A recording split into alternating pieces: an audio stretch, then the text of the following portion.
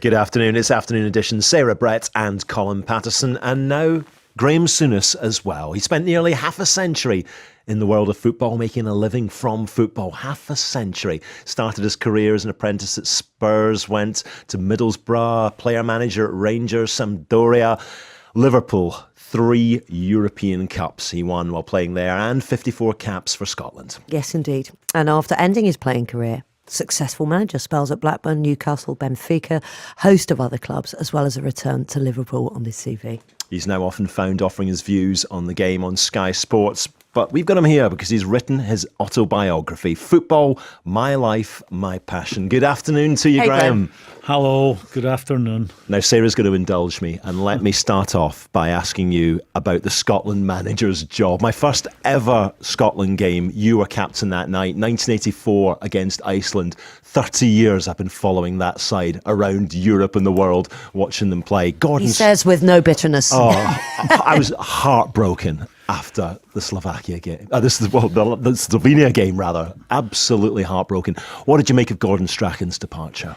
Well, I think it was a group that I certainly felt we could have qualified second in. If you look at it, the England game in particular, which I was up at Hampden doing, if I think it was Armstrong had chose to go in the last minute or over 90 minutes, if he had chose to go to his left instead of his right, we end up beating England 2-1 that day. And then we would be talking about finishing second. I think he'd be disappointed, but I think overall, Gordon, like every other national team manager, you can only pick the players that the nation throws up at that particular time. And I don't think we have the strongest group. I think he did a good job, but we'll be disappointed we didn't make it out of this last group. So if you were the one-man selection committee, who would you make Scotland boss? It'd be a Scotsman. I think we have several candidates, but I think David Moyes would be the outstanding one. I don't think we need to go foreign.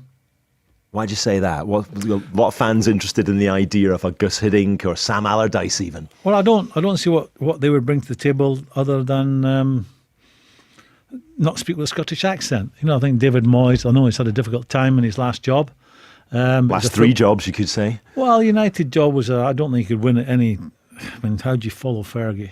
How do you do that? Whoever followed Fergie was destined to end in failure, in my opinion. I think he's Scottish. He understands the Scottish mentality, and I'm sure you will agree we are quite different. And I'd like to see a Scotsman managing. I don't think there's any new ideas any new guy can bring along from a different country. I think the game's not changed too much. He is Scottish, knowledgeable. Even when it doesn't go well for you, you're still learning things in football. He's had difficult times in his last job, but I'm sure he's richer for the experience. I'm looking at the betting for Scotland manager. You're at 50-1. Keep your money in your pocket. Not waste your money. Equal with Martin O'Neill, Harry Redknapp and Kenny Dalglish. Right, keep your money in your pocket. You won't be winning any money with me. You did once throw your hat into the ring. Was it 2008 after Alex McLeish left? Yeah, I went for the interview. I had an interview at the Hilton Hotel at Edinburgh Airport, and I met the 3 chaps involved. I think it went. I thought it was going well until they asked me what I would require as a salary, and it went quiet in the room. And then after that, I left the room thinking, I've got a chance here. And then didn't hear anything and read in the newspapers they'd given the job to George Burley. They hadn't bothered to ring me up or let me know in advance. So I thought, obviously this job's not for me. So it wasn't then, and it's not now, and it won't be in the future. How much do you still care about the Scottish results? Very much so. I was part of a generation where we would qualify for World Cups, and I always thought that was a success given the size of our nation. 5 million people, and then we'd get the criticism when we couldn't get out of the group stages. But I always saw us qualifying as being a success. We would take that right now, but right now we don't have a group of players that are good enough to get us there. Maybe one day in the near future. What about Gordon Strachan's assertion that genetics plays a part in it, that the players lacked height and are genetically behind other nations? It reminded me of that great Billy Connolly sketch from many moons ago where he was all talking about, we just can't compete with the big, flashy, European, long-haired, shiny-thighed guys. Well, we did in the past. Yeah. We did in the past. I think we're obviously Scotland, we've never had a sort of major influx of immigrants like England. England, you look at the England team now, a large part of the guys are made up from families who immigrated here generations ago. We've never had that in Scotland, but we've competed in the past, and hopefully in the future we can do that again. Graeme, the book starts off with you saying that you are a very lucky man because you've got a work contract with Sky that's going to take you up to your 66th birthday. Yep. And that means that you'll have had 10-year contracts, Sarah. You'll have 5 decades in or around the world of professional football and earning a crust from it. And you say that's gone way beyond your initial expectations. What were your first expectations as a kid? Well, I was lucky, and I can only think it's the security of the family I had. I come from a very stable, loving family of 2 older brothers, and I've always been extremely confident. And I knew from I thought I knew from a very early age I was going to be a professional footballer. There's always an element of doubt. I would suggest my doubt was smaller than most people. So you start off, will I be good enough? Yeah, I end up playing in the first team. Will I ever win anything? Yeah, I end up winning something. And then, without thinking about it, the end was nigh, and I got offered a job to manage Rangers. And then I was on that sort of hamster wheel, if you like. I could never get off it.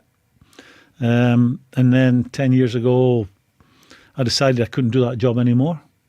I had 8 managerial jobs. I was sacked in 3 of those. So I must have done something right along the way. And then worked in television, and that's gone reasonably well for me.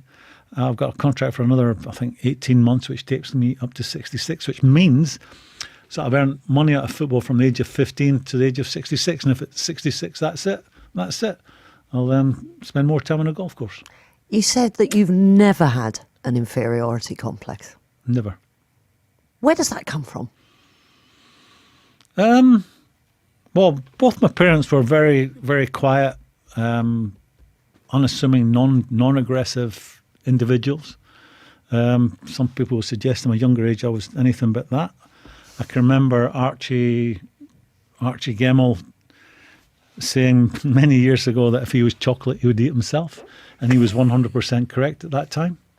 I don't know where that confidence, that self-belief has come from, but it's within me. I had 2 older brothers that were always there for me, and I've just been very, very lucky with having the personality I've got. You talk Which about... when I was young, sorry. Yeah. Sarah, when I was young, that would come across as maybe being too arrogant, and I hold my hands up, being a young man and being too arrogant. When you're saying that, it strikes me that you might be thinking about a couple of incidents in particular. I think there'll be a lot more than a couple. How long have we got? No. We've got a full hour. No. So you could have been... Did you know at that time that that's maybe how people perceived you, as being a bit maybe up yourself, as we would say in Ireland or indeed in Scotland? Yeah, we have similar expressions. And it didn't bother me. I played football in a way which maybe appeared arrogant. I carried myself. Yeah, I think I started to enjoy it and maybe played the game a wee bit. I knew what I was about, but I like to think I could back it up, basically. Let's talk about what's happening with you at the moment, because it's very interesting the way the book starts, because it talks about your life in punditry now and how the managers today, this is one of the things that you say in the opening pages, the managers today are more like public relations men. You feel when you're listening to a lot of the managers now that it's like listening to a politician, because you've had that, you've seen every facet of the football industry, and you're now looking at it from a TV perspective. What do you think about the way that that's changed, the way these guys are all media trained to within an inch of their lives? Well, there's never been. When I started off in management, I went straight from playing to management at Glasgow Rangers. I had 0 media training. When I was a player, and I touch on this in the book, when we were players at Liverpool, we were treated to treat the press as, not the enemy, but they're a bit like the policeman. Be careful what you say, say as little as you can, and that's the way we were led to believe was the correct way. Now the whole world of football has changed dramatically. There's never been as much media interest. There was always a handful of players who were household names. Now in the world of football, there's hundreds of players today playing in the Premier League who are household names. Social media, the amount of interest there is on the television, you guys, I mean, common sense tells you they have to have a media training now, the managers. And, you know, it's non-controversial. It's say the right things at the right time. I get all that. But that's how it's changed. And that's, I suppose many people would think that's how it had to be. And when it comes to the players and how they deal with television and interviews, you ask the question, why are they so uncooperative? Yeah, given the lifestyle that football has given them. It's not that all of a sudden we have a group of players that are all that fabulous. That's the reason why every stadium is full. You know, they're not getting the kind of money they get now because they all of a sudden are a group of players that are that special. They're just playing out a glorious time in the history of soccer in Great Britain. You know, they're very lucky boys, and I just feel they should put a bit more back into it. You know, if because now I'm I went to Portugal a couple of weeks ago and I met the great Franny Lee, the Man City player, and he's a Mickey taker, and it wasn't Graeme this or Graeme that. He was introducing me as his journalist friend. And, you know, he sort of, after saying it, he was sort of sit back and wait for the reaction. Anyway, so I'm now a journalist. I've crossed the fence. And now I can see it from their side. And I just think, you know, when a player turns up for an interview, the journalist has been told what he can ask and what he can't ask. And they're given, you've got 3 minutes with him. I just think given, you know, what we all do, we promote the game of football, we promote the Premier League. This should just be a good bit more given back to us from the guys who actually play the game. We should say Graeme Souness has not said what we can ask him in this interview. 85058, get your questions in. They're starting to come in. We'll put some of them to you. But I want to ask you, Graeme, what adjectives would you use to describe your playing style? I think I could. Aggressive. That's what you want me to say. But I think say what you like. No, I would not have won the trophies I won if it had just been all about, you know, the physical side of the game. I like to think I had ability, but there was a certain degree of aggressiveness attached to that, which in those days was part and parcel of the game as a central midfield player. Yeah, we asked a couple of our sports guys earlier what words they would use, and the wonderful Chris Latcham said, "the enforcer." Would that be close to it? Well, you know, I was lucky. You know, I was lucky because, you know, I was the shape I was. You know, the genes were kind to me in that respect. I was always quite strong, and without mincing my words, you know, I could be quite cynical at times. But that was. I like to think, although my 18-year-old boy James gets embarrassed when he pulls out some of the stuff on the internet. You've got to say, funny Graeme, you should mention that. Yes. If you Google Graeme Souness tackles, it's not pretty, Graeme. Yeah, but that was a different generation, and they would be in retaliation for something that went on before. Do you know what the top tackle is that comes in if you put in Graeme Souness tackle? No, I don't. But I'm sure my son would tell me if I did ask. Aberdeen v Rangers. You're complaining about your sock being ripped. Yeah, that might have been from a previous challenge, but listen, that was a different generation. It sure was. There was a period in every game where there was a bit of that went on before the game settled down. The one I've genuinely always wondered about, and now I get the chance to ask you, 1985 Scotland World Cup qualifier v Iceland away from home. It's 0. If I was only about 10 at the time, but if I remember it rightly, 0-0 at half time. Siggy Jonsson's been having a great game for Iceland. Start of the second half, you do a tackle on him, which leaves him with a broken leg. Was that talked about in the dressing room at half time? Definitely not. That was in response to some of the meaty tackles that they had been guilty of throughout the game. You know, we had gone there. It was always going to be a difficult game. They are big, physical, strong men, and we had to stand up to that.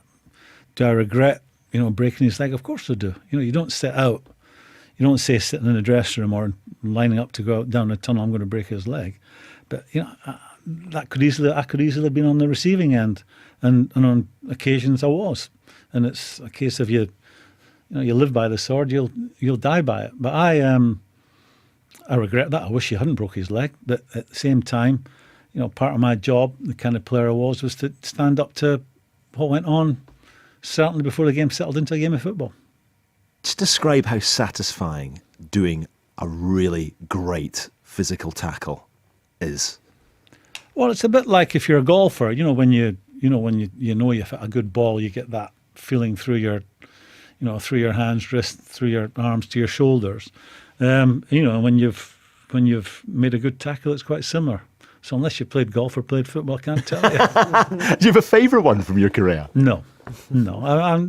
As I say, I like to think I was more than just someone who made tackles and was aggressive on the pitch. Mm-hmm.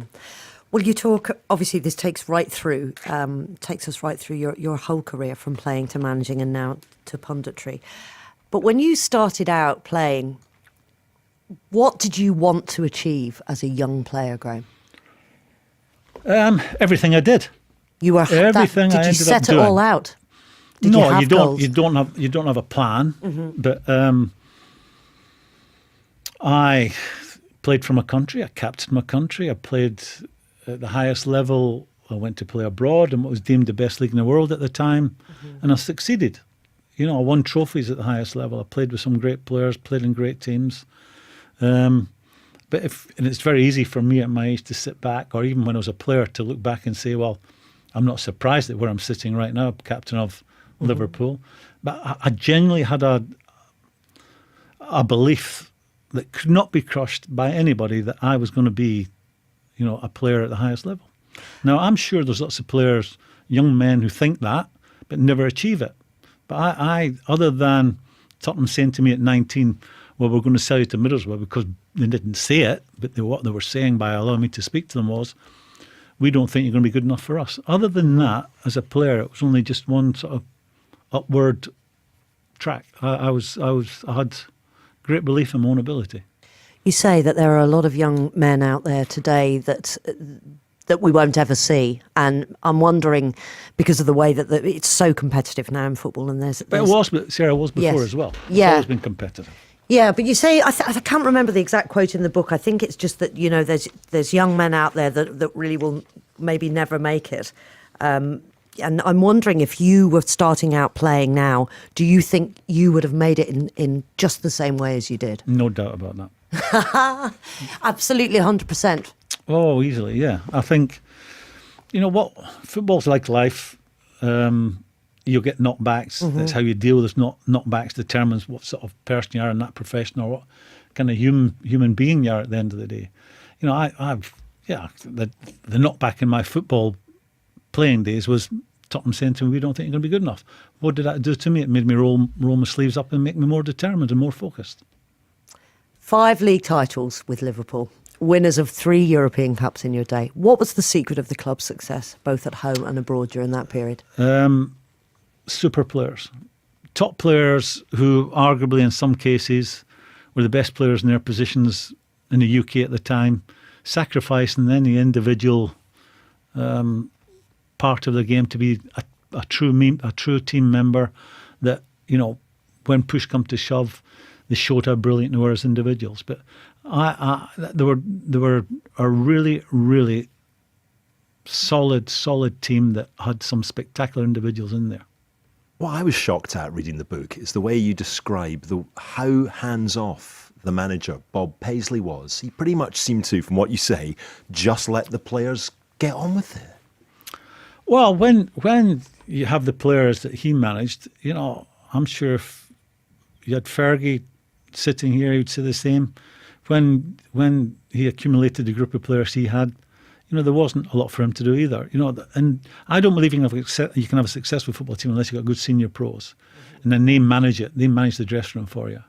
I had that at Glasgow Rangers when I went there. Terry Butcher, Richard Gough, Mark Haitley, Ray Wilkins, people that did a job for me. And I like to think when I went as a player to Liverpool as a young man, that a group, that were in front, like Emma Hughes, Tommy Smith, Ray Clemens, Steve Highway, Ian Callaghan. And then when you become a senior player, you like to think you're that you've passed that information down the line. Yeah, Liverpool was a mystery to many people. And I come back to it. They, certainly Bob Paisley, Joe Fagan, Ronnie Moran, managed us well, kept us on our toes. But the top and bottom of it, they knew they had some very special players in that dressing room, and kept us on a straight line, and motivated us by always giving the impression that you're good players, you're a good team, but you're not like the players we've had here in the past. And obviously, subsequently, you know, when you look back at what we won, then we must have been, you know, pretty good. But they always made us feel you've got a bit to go to be like the teams we've had here in the past. So what was Bob Paisley's magic then, if he wasn't telling you what to do in the pitch? He could look at players, buy the right players. I'm thinking Ray Kennedy, for example, is a great footballer. Went as a centre forward, ended up being a left-sided midfield player. You know, he could tweak players' games, but I think his biggest asset was he could buy the right players. I don't think that's changed today. I think the biggest part of management today is recruitment, getting the best players in. What do you make of the current Liverpool team? Is Jurgen Klopp's gone by the 2-year mark now?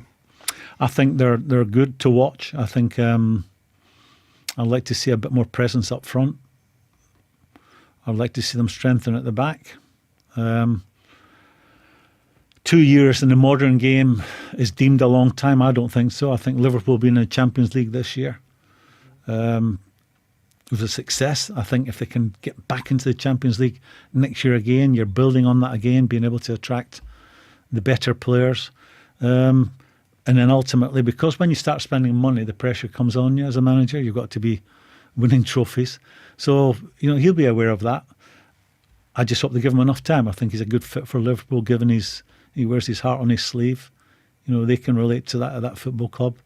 And right now, I think they'll be reasonably pleased with him. But I'm like every Liverpool supporter. I want to see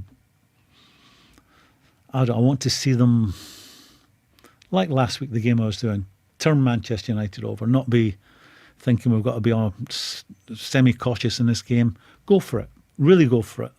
But to do that, I think they need 2 or 3 more special players. 7-0 against Maribor wasn't bad, though. Yeah, I think Maribor, with the utmost respect to Maribor, would struggle to survive in our championship. A lot of messages coming in. Just going to ask you one question from Paul from Welshpool. Says, being a Liverpool fan, I would always have Graeme in my all-time Liverpool 11. Does he think Steven Gerrard was a similar type of player to himself? Steven Gerrard was a fabulous player, but we were quite different. Steven was a buccaneering, you know, forward-thinking midfield player, where I was more of a defensive one, more of a holding type. But Steven was a fabulous player. This is Graeme Souness. His book is Football, My Life, My Passion. Keep your questions for him coming. We'll get through them, as many of them as possible. 85058. It's exactly 5:30. Graeme, just listening to the sport there and the Annie Aluko story, I'm just wondering what you made of that and on the wider issue of racism within football and where you think that's at the moment. First on the Aluko story, I think the FA have been pretty poor in the way they've handled it. Without going, or only because I don't know that much of the detail, I just think for an organisation as powerful and should be as respected as the FA, I don't think they've covered themselves in glory. They're coming across as bullying types, and that's not good. Yeah, I think it was Gordon Taylor, wasn't it, from the PFA that said they didn't listen to her then and they're still not really listening now. Overall, now that you see it as well from the other angle, that now that you're a pundit as well, what do you think? A journalist. A journalist, I'm sorry. Now that you're a journalist, how do you view it? How it's changed over the years, how it's dealt with, and whether or not there is the zero tolerance policy that everybody hopes there should be? How do I view racism in football? Well, I think where is it at? I think we do very well on that score. I think there's other countries, without naming them, that are not very good at all. Mm-hmm. We have zero tolerance, and that's the way it should be. And you know, up and down, I go to stadiums up and down the country, and okay, I'm sitting behind a glass screen most of the time watching a game, but I don't see any of it. I wanted to run this past you because I thought it was really interesting. There was a piece in the Daily Record at the start of the season by a guy called Keith Jackson, and it said, when Rangers and Celtic clash, we're all guilty of turning our backs on the poison to revel in the chaos of Derby Day. And he sort of said that the anti-racism lobby in Premier League football never seems to even look at what happens in Scottish football and how there's still sectarianism within the Scottish football game. What's your view on that? Yeah, there is, and I think as long as I'm around, I think that's going to remain the case. I worked at Glasgow Rangers for 5 years. Both Rangers and Celtic are fantastic football clubs. They're not football clubs. They are institutions. You don't become a supporter of Rangers or Celtic. You're born one. But on Derby Day, Old Firm Day, there's an unsavoury part to it. There's a part that's not very nice. You can witness educated people, lawyers, doctors, accountants. They just put a different head on when they go to that game of football. And it's not a nice thing to see. It's one of the great derbies in world football, but there is an unsavoury part to it. Why hasn't it been stamped out the way racism has been acted on so proactively in the Premier League? I don't know the answer to that one. I think for both Rangers and Celtic, as football clubs, they'd like to see the back of it. But as Colin would testify, they don't like each other. There's obvious reason why they don't like each other. But it's time that, we left that behind. There's far greater things to worry about in the world than Rangers and Celtic and the religious divide that exists between those two. Well, you made far bigger problems out there. Yeah, you made a very big move, didn't you, in your career there as manager, and somebody that you signed? Well, we as all Rangers managers up to that point, second, third question in your very first press conference, would you sign a Catholic player? Well, I said, yes, I would. And I chuckled because my wife at the time was a Catholic. I had 2 children, Christian Catholics. So what were they saying? I could be married and live with Catholics, but I couldn't work with them. So I said, of course I would. And there was a collective sigh. And I sort of glanced to the ceiling with the vast majority of journalists in the room. But within, I think, within 2.5 years, we had gone out and signed Maurice Johnson. And that's a huge part of my childhood, that just the event that was when it happened growing up in Glasgow. It was front page news for days. I was really interested to read in your book. He wasn't the first Catholic player you tried to sign, though. Ray Houghton and John Collins. Yeah, I spoke to both of them, and they both showed a keen interest to begin with. And I think after speaking to whoever, it might have been members of their family or other advice they got, they decided it wasn't such a great idea. And I fully get that. I think for all the people that were involved in Maurice joining Glasgow Rangers, the director, David Murray, made a big shout there, big call. But at the end of the day, the one that deserves all the credit is Maurice himself. Having been a Celtic player, goes off to Nantes and then comes back, is photographed with Billy McNeill, going to rejoin Celtic, and we managed to get in between the deal and persuade him to come to Rangers. He's the one that knew he's putting himself at risk in the criticism he would get, but not just that, all his family would get criticism. So fair play to Maurice. Steve McLeod in Reading has texted in saying, "Hi, can you let Graeme know how grateful I was and still am from turning Rangers around in the mid-80s? And can you ask him what he could do or recommend for getting us back on top again 30 years later?"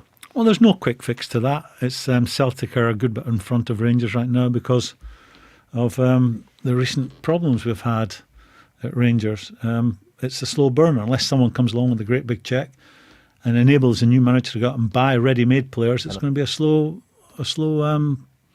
burner back to where they want to be, which is a dominant team in Scotland.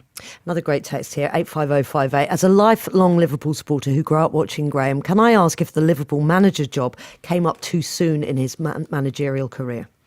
Yeah, 100%. It was a right job at the wrong time for me, looking back. I laugh now when it's the young Tottenham manager Pochettino. What was he, 44 or 46? I took on the Liverpool job when I was 38. I was young. I was inexperienced, although I'd had 5 years as a manager at Glasgow Rangers. I had some super people around me.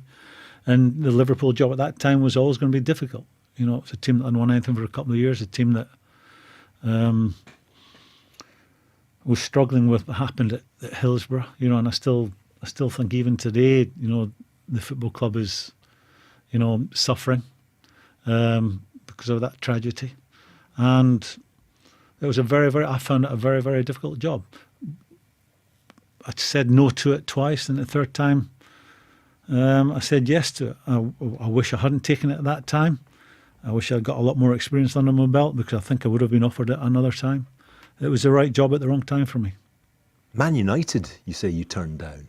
Not quite turned down. You thought you were going to get it, and then it disappeared overnight. Yeah, Michael Knighton, who had the option to buy Martin Edwards' share of the shares in Man United that he had, ended up in Glasgow trying to raise money. David Murray said he was going to give him the money. So David Murray would have owned both Rangers and Manchester United. He went to bed. They shook hands. Went to bed. I went to bed believing that I was going to go down there. If you remember Fergie, I don't think Fergie won a trophy for 4 years and did the league for 7 years. So he was on a difficult time, and that was the idea. I was going to go down, and I'm not sure how that would have worked out. Ex-Liverpool player, but anyway, I come back to it. I was pretty fearless in those days, and I was prepared to do it. So I went to bed thinking I was a new manager of Man United. Walter was going to stay and manage the Glasgow Rangers. Wow. In terms of the one that got away, apart from that, with signings, who is the one in your career that you would love to have signed and never did, Graeme? Messi. That would have been possible for you to sign at any stage. Who was around that you nearly got, maybe? Well, we had played, I was at Liverpool, and we played Auxerre in European competition. We'd won the FA Cup the year before. We played Auxerre away, lost 2-0. Played Auxerre at home, and I think it was 3-0, so we got through. After the game, I was in my office, and Michel Platini came in, kissed me on both cheeks, and like a long-lost friend and all, I had no relationship with Michel Platini other than trying to kick him when I played against him. And he said, I have a young player for you. He says, he's a problem. He's a difficult boy, but he's a super player. And that was Eric Cantona. And I said, look, I don't need any more problems at this time. So that was certainly the one that got away. Wow. Have you ever thought about that since? Yeah, there's lots of stories of managers who possibly could have signed this one or that one. Yeah. I mean, Eric was, I suppose, the catalyst for United going from being a very good team to a great team. And looking back and I didn't know him, never heard of him at the time. But looking back on the type of character he was, you'd want one of them in your dressing room. You have a cosmic twin, born Really? exactly the same day as you in the same city. I know you're on about. Tony Blair. We got swapped in the hospital. I'd have made a great Prime Minister. Have you sort of watched his career thinking he's the exact same age as me for the same city? What have you made of his career? I think it's always best to keep your political views to yourself. That's why you would have made a great Prime Minister, Graeme. Oh, Graeme, I was about to say that we asked Benny from ABBA his views on Brexit earlier. We were going to ask you. Do you really want to know my views on Brexit? Yeah, honestly. I think, let me put it this way. I believe that we live in a democracy. I think as long as we're part of the EU, that is not the case. I don't want to be going every 4 years or whenever to vote for my local MP. He sometimes will support something in Parliament that I support and they get it through. And then someone from across the English Channel that I've never come across, don't know what it looks like, didn't elect him, can overrule that. I might oversimplify it, but I want to be governed by British people, not by someone across the Channel. And I know there'd be pros and cons for Brexit from everyone. Everyone has an opinion on it, but I think we might have a few years of difficulty.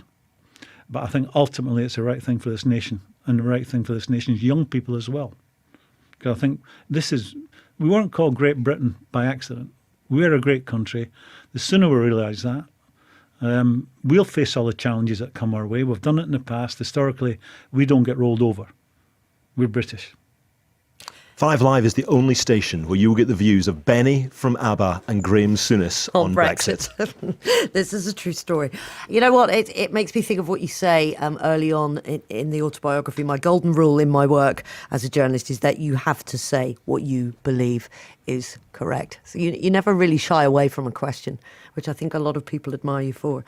In terms of where the Premier League is going next, where football is going next, you talk about us actually only being at the tip of the iceberg, really, with emerging markets, with China, with India, with the amount of money that's going to be going into this sport over the next few years.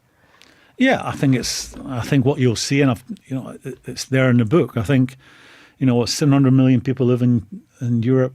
You know, over 1 billion in China, 1 billion in India. I don't know, 300 million in Indonesia, and then you factor Thailand in. You know, we're only scratching the surface. Once it really catches on there, you can see where the growth areas are. That's why all the big clubs end up going out Far East in their pre-season tours.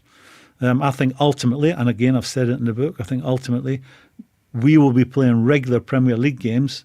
Every club will be committed to, say, 2 or 3 regular Premier League games out that way in the world. I see that as a natural progression.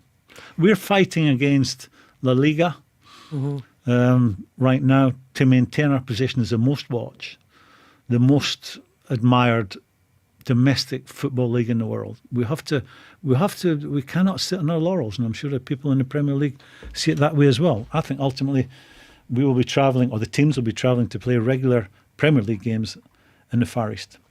Can there ever be too much money washing around in the Premier League? Well, I think we have to be careful, you know, how it's managed. Go and say we've got nothing to do with it, it's just an opinion. But, you know, the bureaucrats, the ones who are in charge of our football, have to be very careful. Got big decisions to make coming up. Can there ever be too much money? Not if you're a player. You know, you've got a responsibility. And again, I've mentioned it in the book. I'd like to see the players put a bit more back in. You know, have an appreciation why, you know, they have the lifestyle they have. It's down to the man in the street digging deep to go and watch a product every Saturday, every Sunday, and just be a bit more appreciative of that fact. They really aren't at the moment, are they? It would appear. You can't generalise. There are some who are fully aware of what Yes. I've said, and there's some that think they get the kind of dosh they get because of such fabulous players. That money's only going to go up, though, isn't it? So Well, how does football then respond to make these players a little bit more humble? I'm not sure. Is it society? Does society have a part to it? Is football so different to the rest of the workplace? Graeme, something that's not in the autobiography, but that I was at and was one of the oddest events of my entire life. 2003. There's been a few. BBC Three used to create events that would never happen and film them as if they were a documentary. I went to the wedding of Dale Winton and Nell McAndrew, Yes. the glamour model, and you were was Dale her best man. Winton's best man. Can you just explain what was going on? We met. My wife is very friendly with Dale. We met in a restaurant in London, became great friends. We used to see him on holiday in southern Spain when we all went there.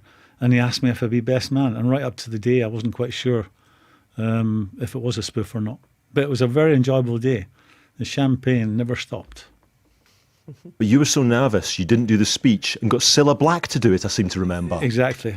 God rest her soul. Oh, no better woman. Absolutely brilliant. Listen, it's wonderful talking to you, Graeme. Thank you for Thank being on you. the Thanks for programme having me. with us. Graeme Souness, Football, My Life, My Passion is out now.